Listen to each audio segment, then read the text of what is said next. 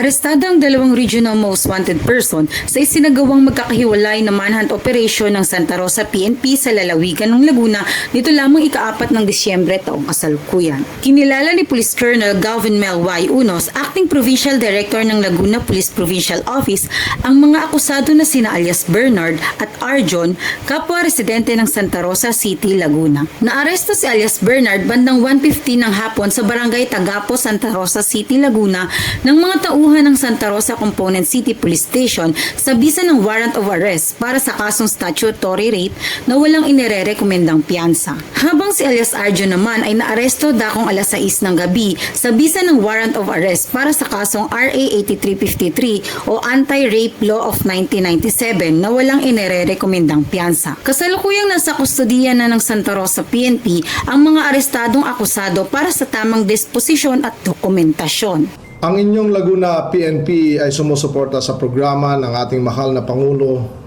na Bagong Pilipinas. Kung kaya aasahan ninyo na hindi titigil ang ating mga kapulisan. Alam namin na napakalaki ng epekto nito sa paglago ng mga negosyo o ng ekonomiya sa ating lalawigan.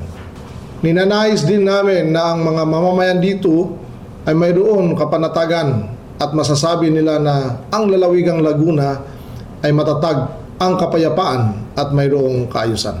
Mula rito sa Calabarzon, ako ang inyong Police News Network Correspondent, Patrol Woman Angelica Ricate, alagad ng batas, tagataguyod ng balitang pulis.